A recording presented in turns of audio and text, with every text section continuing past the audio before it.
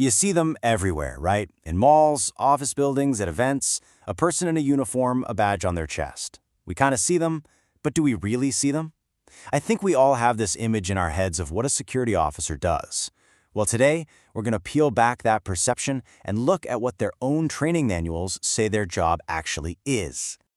So, let's just ask it straight up. What is the real job of a security officer? Is it what we see in the movies? You know, the action hero chasing down the bad guys, being a sort of private cop. Well, according to the official state training manuals and certification tests we're digging into, the reality is something else entirely. And honestly, it's probably going to surprise you. And this right here, this slide just nails it. On one side, you've got the myth, the action hero, all about confrontation and making arrests. But on the other side, that's the trained reality. It's all about prevention, observation, and get this, being a skilled communicator. It's a totally different mindset. Okay, so let's break that down. The first and maybe the most important pillar of their job is something you'd probably never even notice when it's done right. Their true mission isn't about jumping into the fray, it's all about two simple words: observe and report. This quote, and this is pulled directly from a training manual, just completely flips the script. The absence of incidents/crimes is one sign that a security officer is doing a good job. Think about that for a second. Success isn't measured by some dramatic takedown. It's measured by all the things that never happened. A boring shift? That's a successful shift. The real work is totally invisible. So what does that actually look like on a typical day? Well, their main jobs are pretty clear. Just their presence is a deterrent. They're there to observe and report anything unusual. They're protecting specific people and property. And that last point is so important, it's a direct warning from the training. Never get drawn away from your post. Why? Because it could be a setup, a distraction. They're not freelance heroes. They have a very specific job in a specific place. All right, let's put this to the test. Here's a scenario straight from the official certification exam. You're on duty, you see this going down. The action hero myth in your head is screaming, go, go, go, right? But what does the professional training say is the right move here? And there it is, the official answer. Confronting them is the wrong choice. The trained professional response is to observe, call the police, and report. And this makes perfect sense because it prioritizes the officer's safety and, more importantly, their ability to be an excellent witness for the police. Their job isn't to engage, it's to get the right information to the people who are trained to. So this leads us to the most powerful tool a security officer has. And I guarantee it's not what you're thinking. It's all about the art of compliance. This is where we see how a true professional actually creates safety, not through muscle, but through really skillful communication. And this slide gets right to the heart of it all with the key term from the manual: voluntary compliance. The goal isn't to force someone to do something, it's to get them to do it willingly. I mean, that is a huge shift from coercion over to persuasion. So if voluntary compliance is the goal, what's the #1 tool to get there? The manual is crystal clear. It is not a baton, it is not force. The most powerful tool an officer has is effective professional language. It's all about the words they choose.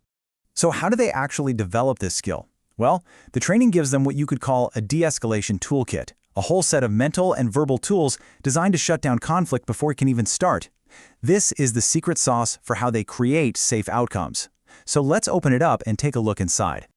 Okay, the very first tool in the kit, and this comes from Chapter 4 of the manual, has nothing to do with the other person. It's simply know thyself. The idea is you can't control a situation out there until you can control what's going on in here with yourself. And what does knowing thyself look like in the real world? It's all about maintaining a professional presence. Yeah, it starts with the basics: clean uniform, good posture, a calm voice. But the really deep part is that last point: recognizing and managing your own personal triggers. The manual says if you know what sets you off, you can stop yourself from being the one who accidentally escalates a situation. All right, so once an officer has their own mindset locked in, the focus shifts outward. The next tool in the kit is all about understanding the public they're there to serve. The training manual actually boils down public interactions into two basic types. You're going to meet people who comply, and you're going to meet people who challenge you. But here's the key insight. When someone challenges authority, the manual says it's not usually a personal response. Just framing it that way helps the officer stay professional and not take the bait. So let's put it all together. Here's the playbook for a face-to-face encounter. Notice how it's all about de-escalation. You always start with a request, not a demand. You listen first to figure out where their head's at. And you got to remember that last point. It's not personal. The manual literally says you have to leave your personal face at home and operate with your professional one. Okay, this brings us to our final and maybe the most critical section. Because to understand any of this, you have to know the hard lines, the legal boundaries of a security officer's authority. And it boils down to this: they are not a peace officer. Here we go. Another question pulled right from the state exam. In fact, it's often question number 1 for a reason. True or false? A security officer has the same authority as a peace officer? What do you think?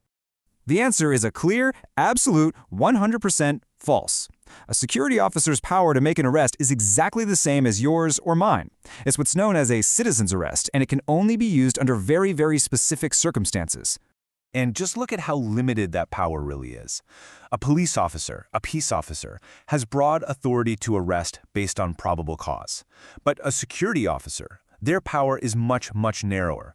Generally, they can only make a warrantless arrest for a felony or a breach of the peace that happens right there, in front of them.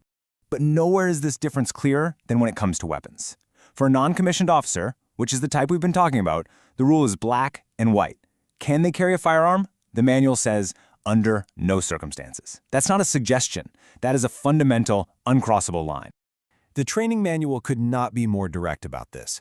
It warns them over and over, never play cop. And this isn't just friendly advice. As you can see from the quote, impersonating a peace officer is a criminal offense with very real consequences, like fines or even jail time. So what's the big picture here after digging into these manuals? We've seen that the main job isn't confrontation, it's prevention. The core skill isn't force, it's communication. The way you know they're winning is by the problems that don't happen. And maybe most importantly, there is a hard legal line in the sand separating a security officer from a law enforcement officer. Which really just leaves us with one final thought. After peeling back all these myths and looking to the actual training, the next time you see a security officer standing their post, what will you see? Will you see a skilled observer, a de-escalator, a professional whose biggest victories are the crises you never even knew were about to happen?